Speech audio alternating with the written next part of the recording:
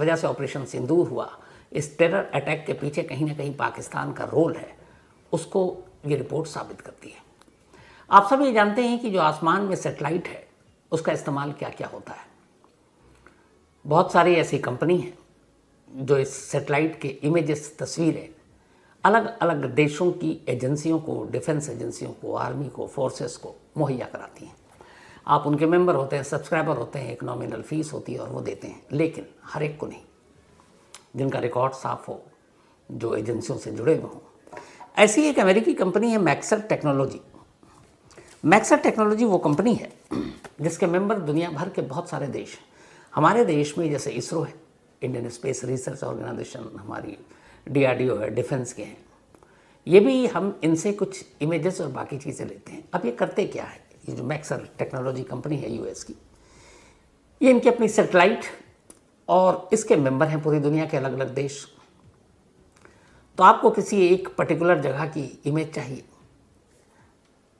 मान लीजिए कि स्पेस रिसर्च के लिए या फिर रिसर्च के लिए डेटा चाहिए, तो किसी एक ख़ास लोकेशन की, जगह की, रेडिएशन की, ज्योग्राफी की, तो ऐसी तस्वीरें ये एजेंसी जो है मैक्सर टेक्नोलॉजी मुहैया कराती है और इसके बदले में फ़ीस लेती है।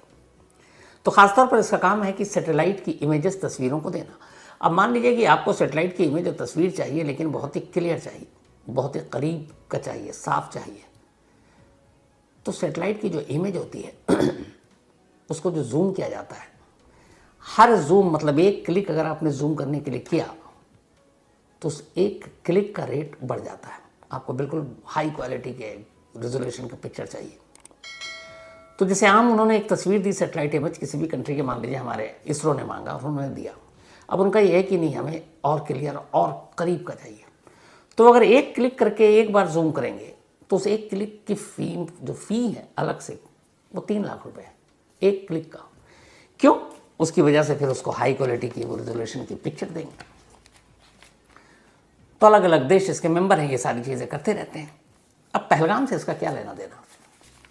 तो हुआ ये कि एक पाकिस्तानी बेस्ड कंपनी है जिसका नाम है बिजनेस सिस्टम इंटरनेशनल, BSI, और इसका जो चीफ है उसका नाम है उबैदुल्ला सैयद।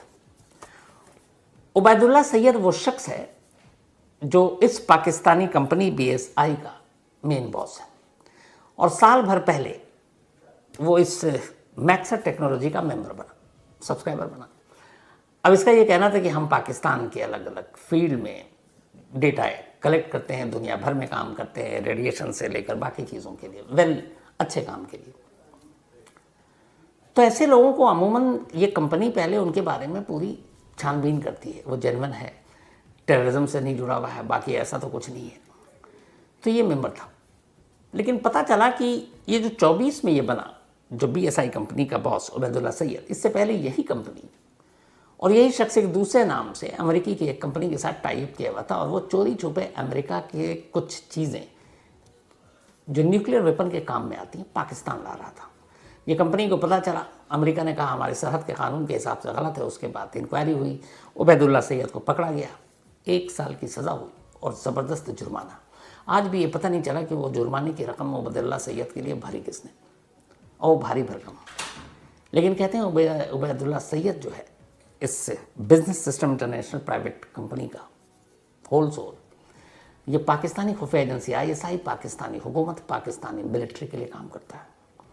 तो 2024 में वो इस मैक्सर टेक्नोलॉजी कंपनी के साथ टाई अप करता है कि हमें अलग अलग वजहों से सैटेलाइट की इमेजेस चाहिए। अच्छा, इस कंपनी की खासियत यह है कि इस कंपनी के जो अलग अलग लोग हैं उन्हें कौन क्या दे रहा है ये सब सीक्रेट रखते हैं। लेकिन जैसे हर बिजनेस होता है ना कि आजकल ये मार्केट में बहुत चल रहा है, तो कंपनी ये बता देती है, ये नहीं बताती किस देश ने क्या रिक्वायरमेंट रखी, किस कंपनी ने क्या मांगा है उससे, बट ये बताती कि आजकल इसकी डिमांड ज़्यादा है। तो हुआ ये अचानक कि लास्ट ईयर जून में 2024 इस मैक्सर टेक्नोलॉजी कंपनी से बिजनेस सिस्टम इंटरनेशनल जो पाकिस्तानी कंपनी है उसने कुछ हाई रेजोल्यूशन पिक्चर मांगी, उसने दे दी, सभी देते हैं अपने अपने जो सैटेलाइट से। लेकिन फिर धीरे धीरे कुछ दिन के बाद मैक्सर कंपनी ने नोटिस किया कि अचानक ये कंपनी एक ख़ास जगह, एक ख़ास लोकेशन की हाई रेजोल्यूशन तस्वीर मांग रही है लगातार। और ये तस्वीर इस तरीके की थी जो इमेज सैटेलाइट से लेते हैं, मतलब कि ज़मीन से 10 सेंटीमीटर ऊपर तक, यानी आपका जूता भी आपने किस कलर का पहना है, लेस किस कलर का, ये भी दिख जाएगा। अगर धरती पर कोई खरगोश है वो भी इतने हाई रेजोल्यूशन कैमरा और तस्वीरें उसकी होगी कि इमेजिनरी सेटेलाइट से ली गई कि वो भी क्लियर हो जाएगा। अब माथा ठनका इस कंपनी का इसलिए कि ये पाकिस्तानी कंपनी जो तस्वीर मांग रही थी वो कहीं और की नहीं थी। जून 2024 में पहली बार इसने पहलगाम की तस्वीर मांगी, उसी पहलगाम में जहां ये हमला हुआ।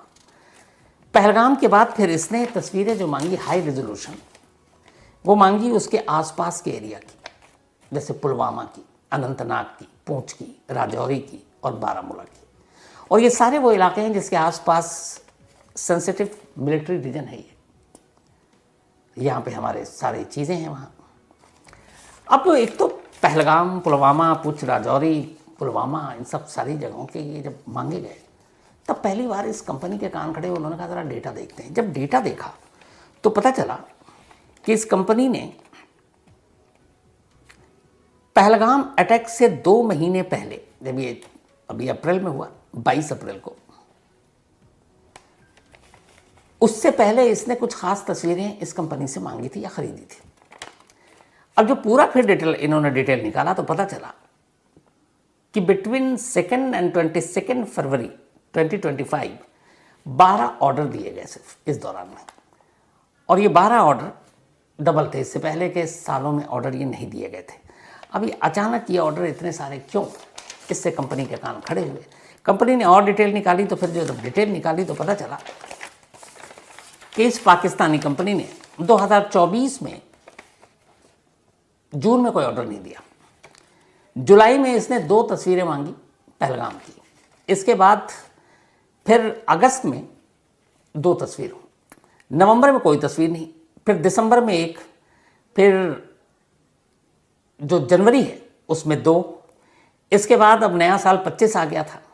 25 में इन्होंने फरवरी में 1, 2, 3, 4, 5, 6 इमेजिनरी तस्वीर पहलगाम की मांगी।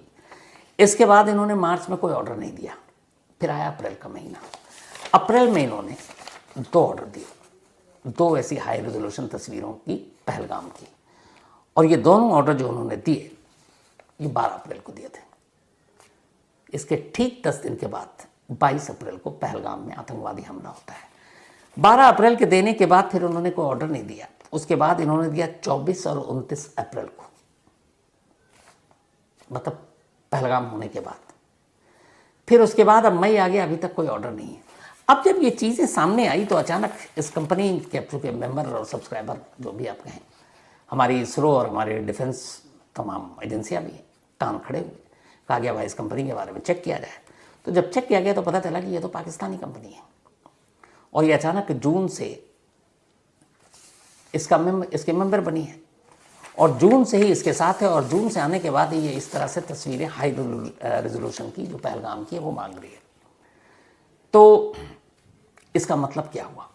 अब जाहिर सी बात है, जब इसकी और जांच की गई तो रिपोर्ट के हिसाब से असल में इन तस्वीरों के ज़रिए जो भेजा इस कंपनी ने, मैक्सर ने, इस पहलगाम में जहाँ पर हमला हुआ उसके आसपास की सारी पहाड़ियाँ, आपको बताया कि वो घाटियाँ, घने जंगल, और आज भी पहलगाम के हमलावर अभी हमारे हाथ नहीं आए हैं।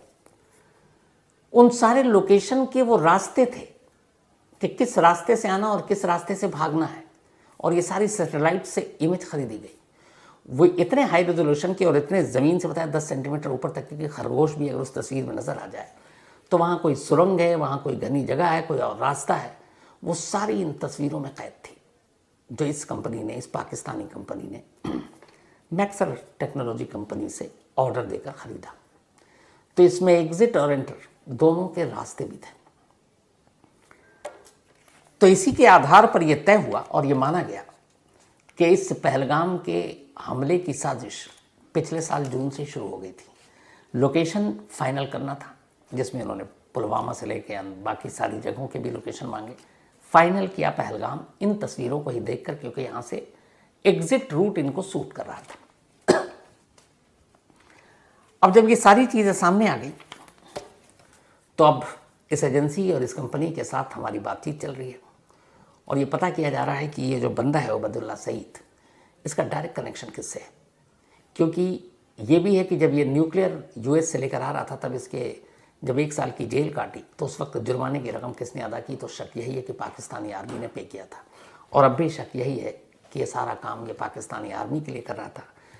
तो ये वो टेररिस्ट अटैक है जिसमें बाकायदा सैटेलाइट और नई टेक्नोलॉजी का इस्तेमाल किया गया और ये एक तरह से एक शैडो कंपनी थी जो शायद पाकिस्तानी खुफिया एजेंसी के लिए काम करती थी और वो इस कंपनी का मेंबर बनी। अब इसकी इंक्वायरी बिठा दी गई, जांच चल रही है और ये पता किया जा रहा है कि डायरेक्ट इस पहलगाम के हमले से इस बिजनेस सिस्टम इंटरनेशनल यानी BSI कंपनी का रोल क्या है। ये अपने आप में हैरान करने वाली रिपोर्ट है कि कैसे पहले से ही सैटेलाइट से तैयारी शुरू की गई थी। आने वाला दौर टेक्नोलॉजी में इतनी तरक्की करेगा कि ऐसी बहुत सारी चीज़ें सुनने को मिलेंगी। अब दूसरी, ये भी चौंकाने वाली चीज़ है, इसी स्टोरी का पार्ट है कि अचानक आपको पता है 10 मई को शाम 5:33 पर अमेरिकी प्रेसिडेंट डोनाल्ड ट्रंप का एक ट्वीट आता है और भारत पाकिस्तान के बीच सीज फायर का ऐलान कर दिया जाता है। ये शाम की बात है। इत्तेफाक से 10 मई की सुबह पाकिस्तान के अफगानिस्तान और बलूचिस्तान के करीब बलूचिस्तान के चगाई हिल्स, चगाई पहाड़ियों पे एक भूकंप आता है, अर्थक्वेक। हालांकि इसकी तीव्रता बहुत ज़्यादा नहीं थी, रिक्टर स्केल पर 4 था। ज़मीन के 10 किलोमीटर अंदर था ये। अब कान इसलिए खड़े हुए कि बलूचिस्तान के चगाई हिल्स में ये भूकंप आया था और बहुत ज़माने के बाद आया था। बलूचिस्तान का ये वही चगाई हिल्स है जहाँ 1998 में पाकिस्तान ने अपना पहला न्यूक्लियर टेस्ट किया था। जैसे हमारे यहाँ पोखरन में टेस्ट हुआ था, तो उसी जगह पर 10 मई को 6 मई की रात 7 मई की सुबह भारत ने ऑपरेशन सिंदूर शुरू किया। उसके बाद 7 मई की रात पाकिस्तान ने ड्रोन भेजे, फिर 8 मई को तो दोनों तरफ से खूब चला, 8 और 9। अब 10 मई को पाकिस्तान की रिपोर्ट आ रही है कि वो अपना न्यूक्लियर टेस्ट कर रहा था और ये बात बाहर आ गई।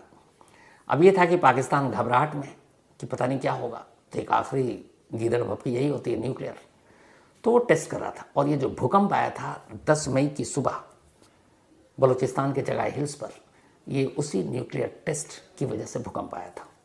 तो कहते हैं कि इस भूकंप और इस टेस्ट की मीटिंग की रिपोर्ट अमेरिका तक पहुंची। भारत सरकार ने भी इसका इनपुट दिया और इसी के बाद अब ये लगा कि 2 न्यूक्लियर संपन्न देश अगर लड़ते हैं तो फिर कहानी कुछ और हो जाएगी। आज थोड़ी देर पहले डोनाल्ड ट्रंप ने अभी खुद एक स्टेटमेंट देकर इस खबर पर मुहर लगाई है कि उन्होंने भारत और पाकिस्तान के बीच सीज फायर कराकर न्यूक्लियर वॉर को रुकवा दिया, वरना ये न्यूक्लियर वॉर के रास्ते पर जंग जा सकती थी। अब अगर न्यूक्लियर वॉर के रास्ते पर है तो तबाही बर्बादी का आप अंदाज़ा लगा सकते हैं।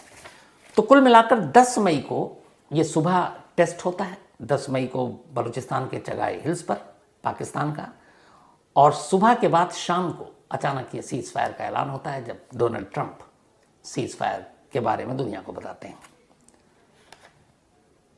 अब सीज फायर हो गया, लेकिन हमारी तरफ से भी कहा गया है कि हमारे सारी सेनाएं, एयरफोर्स सब अलर्ट पर हैं। अब उसका नतीजा ये है कि आज यानी कि 12 मई को इसी बलूचिस्तान के चगाई हिल्स पर एक और भूकंप आया जिसकी रिक्टर स्केल पर तीव्रता थी 4.6। अब माना यह जा रहा है कि पाकिस्तान अब भी बाज नहीं आया और वो न्यूक्लियर टेस्ट कर रहा है, क्योंकि 10 मई और फिर आज 12 मई।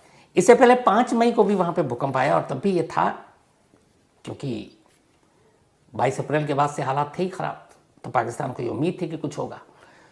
तो 6 मई की रात को इंडिया ने ऑपरेशन सिंदूर शुरू किया था और 5 मई की सुबह 4.2 रिक्टर स्केल पर यह खैबर पख्तूनख्वा चित्राल की तरफ वहां पे भूकंप की बात कही गई थी। 30 अप्रैल को भी 4.4 रिक्टर स्केल पर जो है भूकंप आया था, ये पीर जोंगल पंजाब पाकिस्तान में। अब ये सारी जगह पे जहाँ पे भूकंप की मैं बात कर रहा हूँ, ये पाकिस्तान के सारे न्यूक्लियर फैसिलिटीज़ का इशारा करती हैं। जो पाकिस्तान के न्यूक्लियर फैसिलिटीज़ है कहाँ कहाँ पर है लगभग सबको पता है, क्योंकि नज़र रखनी होती है। चगाई हिल्स के रास को, ये वो जगह है जहाँ पे पाकिस्तान के न्यूक्लियर वेपन के टेस्ट होते हैं, 1998 में भी हुआ था, और यहीं पे उसने एक के बाद एक 5 न्यूक्लियर टेस्ट किए थे। तो ये उसका एक टेस्ट सेंटर है, जैसे हमारा पोखरण में हुआ था, उसको उसी तरह से चगा हिल्स वाला माना जाता है। वजीर खाना खोसा, यहाँ भी भूकंप आया था।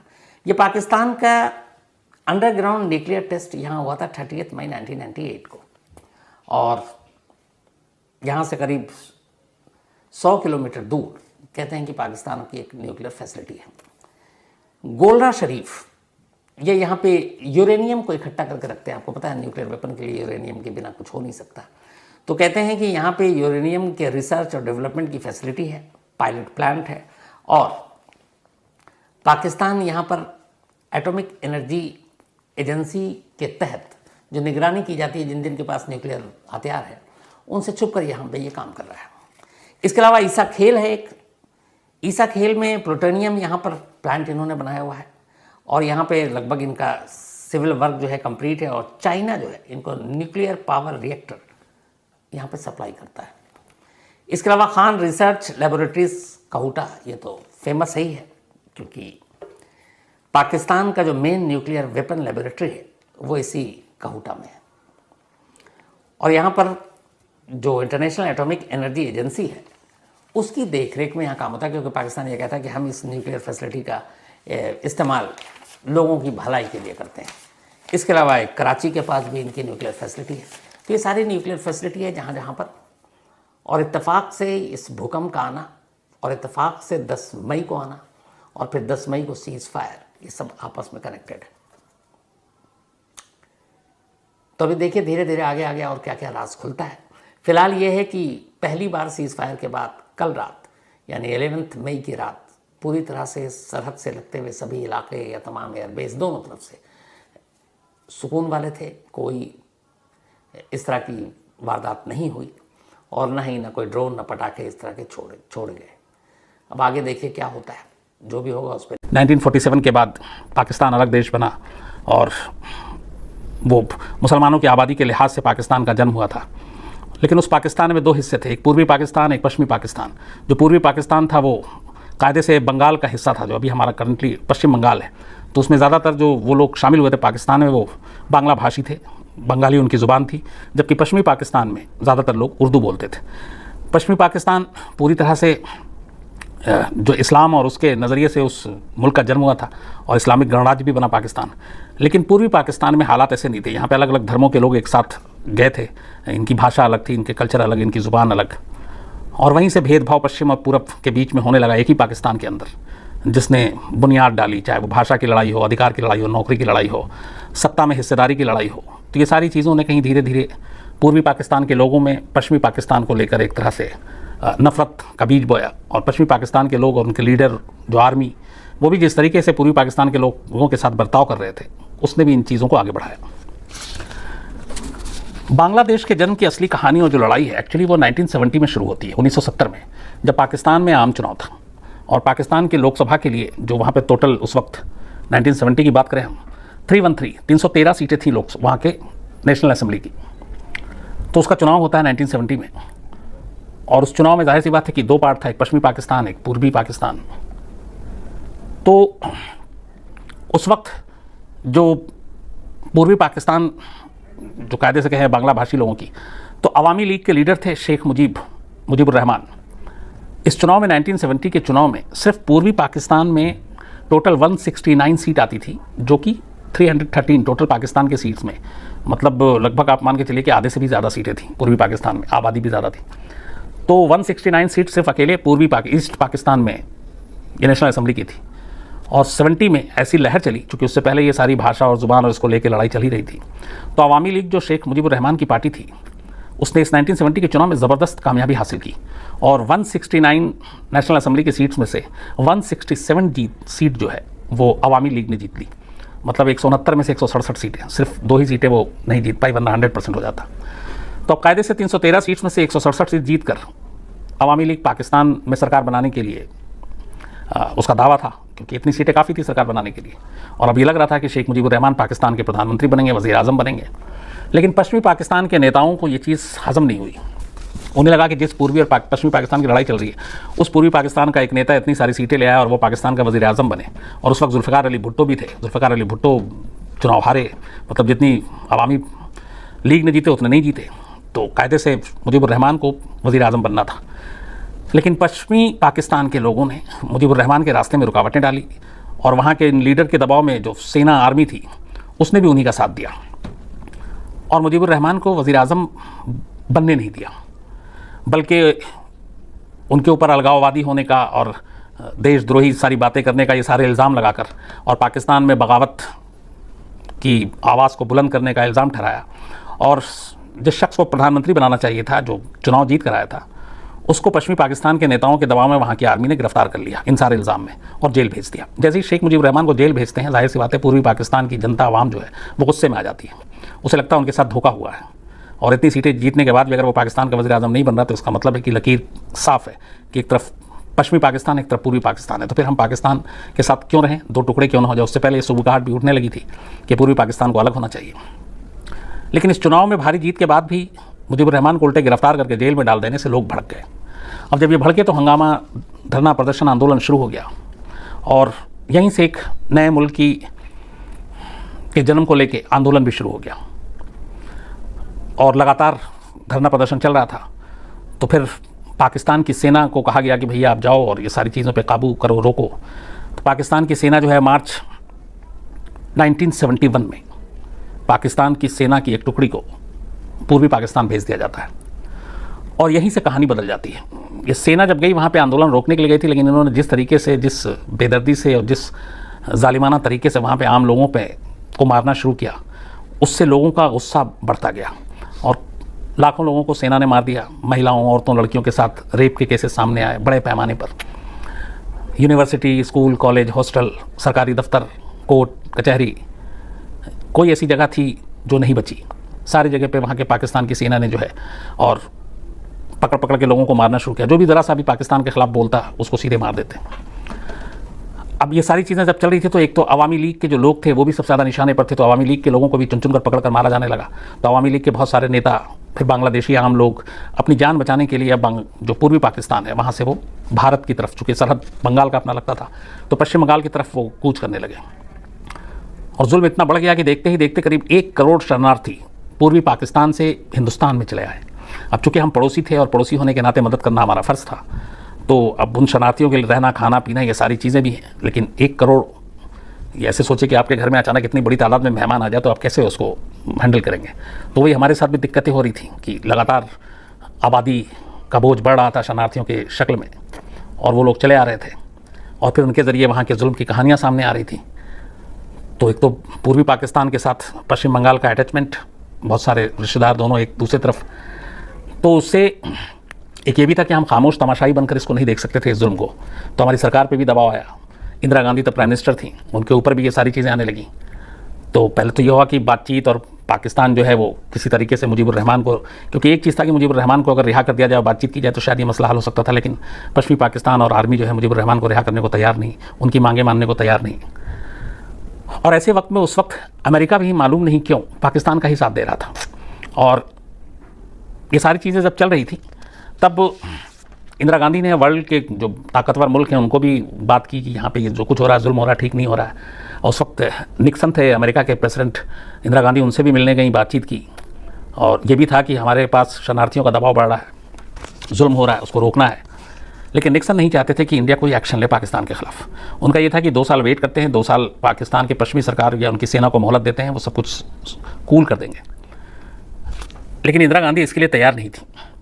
तो अमेरिका को ये डर भी था कि इंदिरा गांधी मानेंगी नहीं। इधर इंदिरा गांधी ने फिर रशिया से भी बात की, उसने हमारा सपोर्ट किया। यूएस ने फिर चीन से कहा कि शायद इंडिया कुछ रिएक्ट करे तो आप इंडिया को समझाएं। चीन ने इसमें हाथ डालने से मना कर दिया। लेकिन ये था कि अमेरिका, अगर हम कुछ करते हैं तो अमेरिका नाराज़ हो सकता है, तो ये भी एक ख़तरा था। लेकिन इधर जुल्म बढ़ता जा रहा था।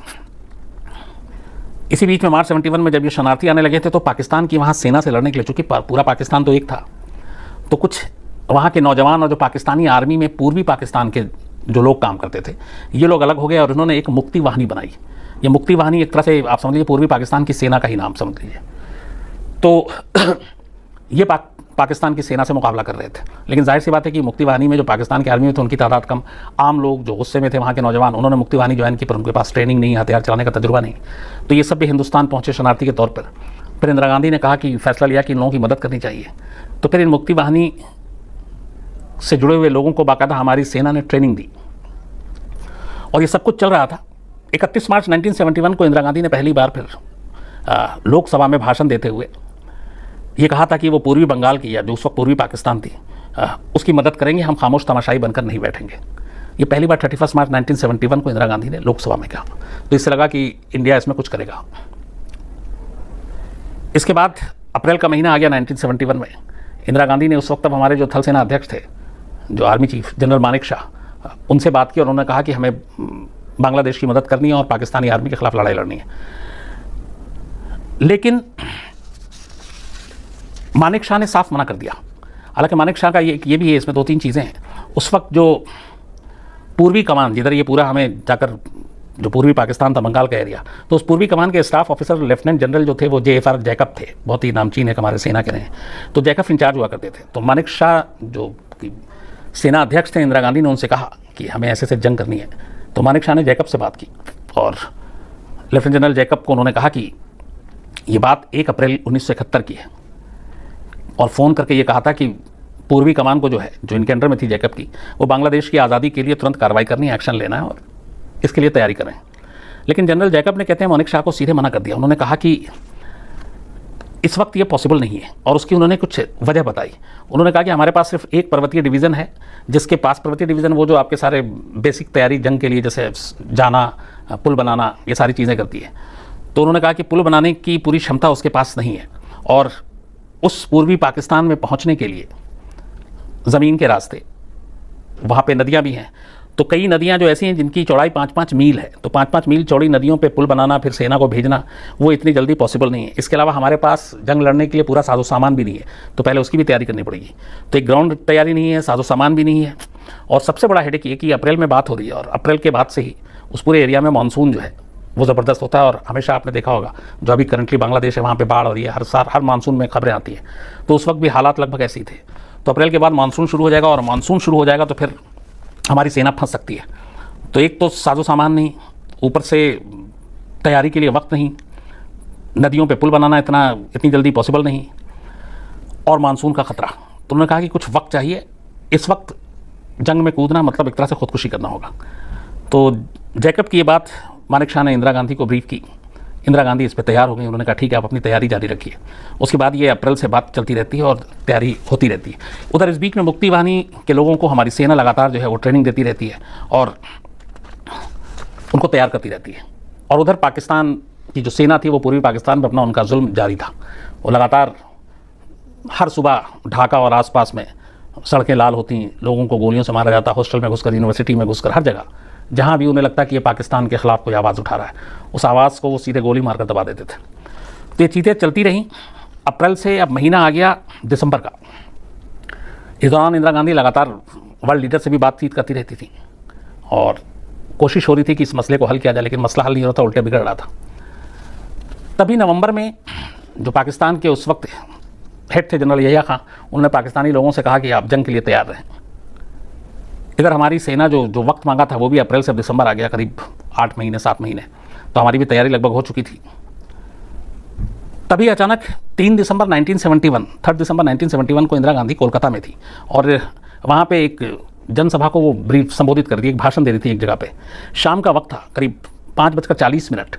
अचानक उसी रैली में इंदिरा गांधी को उनके जो स्टाफ मेंबर थे वो खबर देते हैं कि पाकिस्तानी एयरफोर्स ने पठानकोट, श्रीनगर, अमृतसर, जोधपुर और आगरा के जो सैनिक हवाई अड्डे हैं उन पर बमबारी शुरू कर दी है। ये शाम 5:40, 3 दिसंबर 1971 की बात है। जैसी खबर मिलती है इंदिरा गांधी फ़ौरन अपने उस कार्यक्रम को बीच में ही छोड़ देती हैं और वो दिल्ली लौटने का फैसला करती है। लेकिन चूंकि अब पाकिस्तानी एयरफोर्स की तरफ से बमबारी हो गई थी तो दिल्ली के में भी ब्लैकआउट कर दिया गया था, तो अंधेरा कर दिया गया था, इसलिए कि ताकि दुश्मन के जो प्लेन है बॉम्ब गिराने वो दिखाई ना दे अंधेरे की वजह से।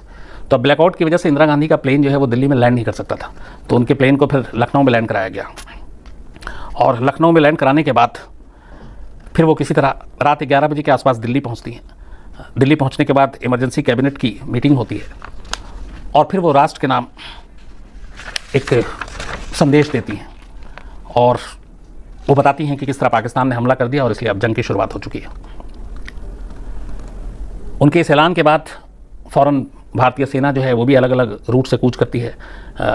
जो अपनी नेवी थी वो समंदर के रास्ते, थल सेना, एयरफोर्स, तो ये सारे लोग अब हम पूर्वी पाकिस्तान की तरफ कूच करते हैं और जंग शुरू हो जाती है। पाकिस्तानी सेना को उम्मीद नहीं थी कि इंडिया इतनी जल्दी रिएक्ट करेगा, और चूंकि तैयारी हमारी पहले से थी और क्लियर मैसेज था कि हमें बस किसी भी तरीके से ढाका तक घुसना है और पाकिस्तानी सेना को खदेड़ना है। और यही होता है, हमारी जो सेना है वो अचानक पाकिस्तानी सेना पे टूट पड़ती है और दोनों तरफ से अब लड़ाई शुरू हो जाती है। लड़ाई जब शुरू ये हो रही थी, चल रही थी, तो हमारी पाकिस्तान के जो सैनिक थे वो ढाका में हमसे कई गुना ज़्यादा थे, लेकिन जो हमारी पूरी रणनीति थी, जो हमारी प्लानिंग थी, वो उनको भनक ही नहीं थी। इसलिए जब चौतरफा हमला हुआ तो उन्हें कुछ समझ ही में नहीं आया, कुछ सूझा ही नहीं कि क्या हो रहा है, और इसी वजह से वो हर तरफ से मार खाना शुरू हो गया। दूसरी तरफ मुक्ति वाहिनी, चूँकि वहाँ पे ऑलरेडी ढाका में और बाकी जगह पर उतर चुकी थी, जिनको ट्रेन किया था हमारी सेना ने, तो मुक्ति वाहिनी और भारतीय सेना ये सब मिलकर वहाँ पर लड़ाई शुरू हो गई। हमारी एयरफोर्स भी पहुँच गई और आखिरकार ये लड़ाई चलते चलते पाकिस्तान की एक दिन ये हालत हो गई कि फिर उसे लगा कि वो चारों तरफ से घिर गया। दूसरी तरफ पाकिस्तान में जब भारतीय सेना ने हमला किया तो वो मुक्ति वाहिनी और जो पूर्वी पाकिस्तान के लोग थे उनका भी हौसला बढ़ा। अब उन्होंने पाकिस्तानी सेना पे भी हमला शुरू कर दिया, उनके घर परिवार के लोगों पे भी हमला शुरू हो गया, और उसके बाद धीरे धीरे पाकिस्तान की सेना पस्त होती गई। और आखिरकार फिर ये नौबत आई कि उनके पास ये या तो ये था कि वो ढाका में रहे तो सारे के सारे मारे जाएंगे, क्योंकि जो पूर्वी पाकिस्तान के लोग थे वो सारे बहुत गुस्से में थे पाकिस्तानी सेना की उस बर्बरता की वजह से, जिससे कई लाख लोग मारे जा चुके थे, कई लाख महिलाओं लड़कियों के साथ रेप के किस्से हुए थे। तो ये सारी चीज़ें थी जिनकी वजह से वो लोग बहुत गुस्से में थे। तो कहते ये भी है कि भारतीय सेना ने पाकिस्तानी सेना के बहुत बड़े बड़े अफसरों की जान भी बचाई। सरेंडर कराने के पीछे ये भी था कि अगर आप सरेंडर कर दोगे तो हम आपकी और आपकी फैमिली को बाहिफाजत यहाँ से निकाल के भेज देंगे, वरना ये लोग मार डालेंगे। और ऐसा होता। तो उस वक्त जो थे वहाँ पे जनरल न्याजी थे जो पाकिस्तानी सेना को लीड कर रहे थे, ढाका में थे। जनरल न्याजी जब पूरी हर तरफ कंट्रोल में ले लिया भारतीय सेना और मुक्ति वाहिनी ने, तो फिर जनरल न्याजी को कहा गया कि आप सरेंडर कर दें, आत्मसमर्पण कर दें। और इसके लिए जनरल जैकब को भेजा गया वहाँ पे, जो अपने लेफ्टिनेंट जनरल जैकब थे, पूर्वी कमान के हेड इंचार्ज। तो जैकब ने पहली बार ढाका में जाकर जनरल न्याजी को पैगाम भेजा सरेंडर का, और उसके बाद वो उनके पास जाते हैं और उनसे कहते हैं कि आप सरेंडर कर दीजिए। कहते हैं कि जब जनरल जैकब ने ये कहा तो जनरल न्याजी की आंखों में आंसू आ गए थे, और फिर जनरल जैकब ने कहा कि ये बस इसके अलावा कोई रास्ता नहीं है। तो न्याजी तैयार नहीं थे, उन्होंने कहा कि कौन कह रहा है कि मैं हथियार डालूंगा। तो उस पर फिर ये हुआ कि अगर आप नहीं डालते हैं तो फिर आप या आपकी फैमिली और बाकी इसकी किसी की गारंटी नहीं है, और अगर आप डालते हैं तो फिर आप लोगों की सुरक्षा की गारंटी हमारी है। इसके बाद जनरल न्याजी को 30 मिनट का टाइम दिया जाता है भारतीय सेना की तरफ से कि आपके पास 30 मिनट का वक्त है, आप 30 मिनट में फैसला कर लें। हालांकि कहते हैं कि 30 मिनट का टाइम तो दे दिया था जैकब ने, लेकिन उस वक्त जनरल जैकब खुद 30 मिनट का टाइम देने का जब बाहर आए कमरे से और उनको अकेला छोड़ा, तो वो खुद अब सोचने लगे कि 30 मिनट तो ये दे दिया, लेकिन अब क्या होगा, क्योंकि कायदे से उस वक्त ढाका के अंदर करीब 27,000 पाकिस्तानी आर्मी के लोग मौजूद थे और हमारी सिर्फ 3,000 सैनिक थे हमारे, तो उनके मुकाबले कुछ नहीं थे। और जो 3,000 सैनिक थे वो भी ढाका से करीब 30 किलोमीटर दूर थे। तो 30 मिनट के बाद अगर वो न्याजी ये चीज़ें नहीं मानते हैं और वो हमले या फिर अटैक की बात कर देते हैं तो मुश्किल में आ जाएंगे। तो अब ये सारी चीज़ें थी। 30 मिनट का वक्त गुजरता है, 30 मिनट तक सोचने का टाइम दिया गया था, वो ख़त्म होता है। तो फिर जनरल जैकब जो है वो पहुँचते हैं न्याजी के पास, कमरे में सन्नाटा था। फिर उनसे पूछा जाता है कि आपने क्या सोचा सरेंडर के बारे में। कहते हैं कि जनरल न्याजी ने कोई जवाब नहीं दिया। जनरल जैकब ने दोबारा पूछा कि आपको क्या सरेंडर मंजूर है, दोबारा भी खामोशी थी। फिर तीसरी बार सेम सवाल करते हैं, जनरल न्याजी फिर खामोश रहते हैं। तो जब ये 3 बार पूछ चुके उसके बाद भी वो जवाब नहीं दिया, तब जैकब कहते हैं कि I take it as accepted, मतलब मैं ये मान के चल रहा हूँ, उसको ले रहा हूँ कि आप सरेंडर के लिए तैयार हैं। अब जब ये चीज़ें हुई तो कहते हैं कि जनरल न्याजी उस वक्त फिर रोने लगे और फिर कहा गया कि सरेंडर कहाँ पे होगा, किस मैदान में होगा। लेकिन लास्ट में फिर एक चीज़ आ गई कि सरेंडर के लिए तो बोल दिया, करीब 90,000 प्लस पूरे पूर्वी पाकिस्तान में जो है पाकिस्तान की सेना थी उस वक्त, तो ये 90,000 लोगों का सरेंडर, लेकिन सरेंडर कैसे होगा, क्या करेंगे जो सरेंडर होगा, तो उसके बारे में सोचा कि कोई एक चीज़ होनी चाहिए जिससे लगे कि पाकिस्तानी सेना ने सरेंडर कर दिया। बाकी कागजात और जो शर्तें हैं वो तो पेपर में साइन हो गया, लेकिन सरेंडर किस चीज़ का कराएंगे। तो कहते हैं कि हमारे किसी ने सुझाव दिया कि आप एक तलवार जो है वो सरेंडर के तौर पर हमें सरेंडर कर दें। तो न्याजी ने कहा कि पाकिस्तानी आर्मी तलवार यूज़ नहीं करती है। तो फिर ये हुआ कि या तो टोपी या आपके फिर बेल्ट, ये चीज़ें, लेकिन ये थोड़ी सी शर्मनाक हो जाती है ज़्यादा। तो फिर ये हुआ कि ओके, आप अपने कमर में एक पिस्टल बांध दें और वो पिस्टल जो है आप निशानी के तौर पर सरेंडर कर देंगे उसको। तो ये माना जाएगा कि पूरी पाकिस्तानी सेना ने सरेंडर कर दिया। और फिर लास्ट में यही होता है और जनरल न्याजी पिस्टल देते हैं, वो सरेंडर होता है। उसके बाद पूरी पाकिस्तान के 90,000 से ज़्यादा सैनिक माना जाता है कि इन्होंने सरेंडर कर लिया। फिर उन सबको एक तरह से गिरफ्तार किया जाता है, लेकिन शिमला समझौते की वजह से बाद में सभी पाकिस्तानी 90,000 से ज़्यादा सैनिकों को रिहा कर दिया जाता है, क्योंकि वो प्रिजनर ऑफ वॉर थे और शिमला एग्रीमेंट में हमारे साथ भी उनकी बातचीत हुई थी। अब इसमें यह था कि पाकिस्तान पहले से वहाँ सेना पहुँची हुई थी, सब कुछ थी, लेकिन पाकिस्तान ने हमला भी पहले शुरू किया। उसके बाद भी हार क्यों हुई पाकिस्तान की इतनी, तो उसमें एक बेहतर यह था कि कहते हैं कि एक तो पाकिस्तान में आर्मी के कंट्रोल में उस वक्त सब कुछ था और उनकी डिप्लोमेसी और बाकी लीडर के साथ जो तालमेल, उसकी सख्त कमी थी। तो और सैनिक भी है, वो किसी एक का ऑर्डर, जैसे अपने यहाँ था कि सीधे एक अगर प्राइम मिनिस्टर ने एक ऑर्डर दिया है तो उसके बाद हमारे जो जनरल मानिक शाह है या जैकब है, उसके बाद सीधे कंट्रोल, सीधे एक्शन। वहाँ ऐसा नहीं था, कई लोगों से ऑर्डर लेना पड़ता था, जिसमें जब तक कि वो ऑर्डर पास होकर ज़मीन तक आता तब तक मालूम हुआ कि इंडिया की जो अपनी भारतीय सेना है वो अपना काम करके निकल चुकी होती थी, तो उसमें वक्त लगता था। हमारी पूरी जो प्लानिंग थी उसके बारे में उन्हें कोई जानकारी नहीं थी। इसके अलावा हमारी जो 3 दिन में ही पूरी एयरफोर्स और नेवल विंग है, ये पूरी तरह से वहाँ पे दाखिल हो चुकी थी पूर्वी पाकिस्तान में, और इतने कम वक्त में उनको एहसास नहीं था कि ऐसा होगा। इसके अलावा जो हमारे पैराट्रूपर्स थे, उनकी मदद से ढाका को पूरा घेर लिया गया था चारों तरफ से, और ये पाकिस्तानी सेना को इस बात का आइडिया नहीं था कि इतनी जल्दी हो जाएगा। कहते ये भी है कि जो हमारी पनडुब्बी थी वो पाकिस्तानी, एक तो पाकिस्तानी आर्मी, नेवी और उनके एयरफोर्स में भी आपस में तालमेल की कमी थी, जिसकी वजह से भी वो एक साथ ज्वाइंट एक्शन या ज्वाइंट कार्रवाई नहीं कर पाए, जबकि उसके उलट हमारे में ज़्यादा तालमेल बेहतर था और इसलिए हम वक्त पर कर पाए। उनका जो गाजी पनडुब्बी था उसको भी हमारी नेवी ने मार गिराया, एक उनके लिए बड़ा सदमा था। तो ये सारी चीज़ें थी जो पाकिस्तान की हार की बहुत बड़ा जो है वो कारण बना। और इसके बाद जब ये सरेंडर हो गया तो मानिक शाह ने पहला, उस वक्त इंदिरा गांधी एक स्वीडिश टेलीविज़न चैनल को इंटरव्यू दे रही थी नई दिल्ली में, और शाम का वक्त था। तो उसी इंटरव्यू के दौरान में कॉल आता है, जनरल मानिक शाह का कॉल था, और वो पहली बार खबर देते हैं इंदिरा गांधी को कि हमने जंग जीत ली है और अब ढाका पर हमारा कब्जा है, और पाकिस्तानी आर्मी ने सरेंडर कर दिया। इसके बाद इंदिरा गांधी उस इंटरव्यू को बीच में छोड़ के माफ़ी मांग के वहाँ से सीधे पार्लियामेंट पहुँचती हैं, और उस वक्त सेशन भी चल रहा था, विंटर सेशन, और पार्लियामेंट में जाकर वो इस बात का ऐलान करती हैं। इसके बाद भूटान जो है वो पहला कंट्री था जिसने पूर्वी पाकिस्तान को यानी बांग्लादेश को मान्यता दी और ढाका को उसका राजधानी करार दिया। इंडिया ऑलरेडी इसमें पहले ही शामिल था, फिर 1 महीने के अंदर अंदर यूएन ने और बाकी कंट्री ने भी दे दिया। और इसमें एक सिर्फ जो बात कही जाती है वो ये थी कि ये सरेंडर अगर 3-4 दिन और लंबा खिंचता, ये जंग लंबी खिंच जाती तो शायद थोड़ी सी मुश्किल आती। उसकी वजह ये थी कि पाकिस्तान लगातार अमेरिका से गुहार कर रहा था, और वहाँ के प्रेसिडेंट निक्सन ने बाकायदा कुछ जंगी जहाज़ भेज दिया था इधर हिंद महासागर की तरफ, और उनका यह था कि अगले 7 दिनों के अंदर पहुँच जाएगा। तो 7 दिन के बाद कुछ भी हो सकता था, लेकिन उससे पहले ही सब कुछ यहाँ निपटा दिया हम लोगों ने, और इस वजह से फिर अमेरिका को मौका नहीं मिला। दूसरा, जब अमेरिका के इस जंगी बेड़े के आने की खबर आई तो रूस ने भी अपना जंगी बेड़ा भेज दिया था हमारी हिफाजत के लिए, हिंदुस्तान की मदद के लिए। तो वो हालांकि इन दोनों की ज़रूरत इसलिए नहीं पड़ी कि जंग वक्त से पहले निपटा दिया गया, ख़त्म हो गई और बांग्लादेश पूरी तरह से आज़ाद करा लिया गया। उस वक्त ये भी मौका था, चूँकि हम पूर्वी पाकिस्तान में हमारी सेना घुस चुकी थी, तो हम पश्चिमी पाकिस्तान के अंदर भी घुस सकते थे और कब्जा कर सकते थे पाकिस्तान की बहुत सारे इलाके को, ज़मीन को। लेकिन इंदिरा गांधी का एक साफ मैसेज था सेना को कि सिर्फ और सिर्फ हमें पूर्वी पाकिस्तान के इस दमन और जुल्म से निजात दिलाना, वहाँ के लोगों को, पाकिस्तान की ज़मीन पर हमें कब्जा नहीं करना। उसकी एक वजह ये भी थी कि ऐसा करने से जो वर्ल्ड बिरादरी है, अमेरिका और बाकी, वो भी नाराज़ हो सकते थे और उनको लगता कि इनकी नीयत कुछ और है। लेकिन नीयत और मंशा ये भी हमें बताना था कि हम सिर्फ जुल्म के खिलाफ लड़ाई लड़ रहे हैं, और चूँकि पाकिस्तान ने पहले हमला किया इसलिए हमें जवाब देना था, और हम उस पूर्वी पाकिस्तान के लोगों के अधिकार के लिए हमने ये किया है, न कि हम ज़मीन कब्जा करने या पाकिस्तान में घुसपैठ करने के लिए किया। और इसीलिए पाकिस्तान की किसी भी 1 इंच ज़मीन पर कब्जा नहीं किया, बल्कि इस लड़ाई को जीतने के बाद फिर वो पूरा बांग्लादेश के नेताओं के हवाले हुआ। अवामी लीग के लीडर जो है मुजीबुर रहमान वहाँ के फिर से प्राइम मिनिस्टर बने और बांग्लादेश की राजधानी ढाका बनी और इस तरीके से एक नए मुल्क का जन्म हुआ।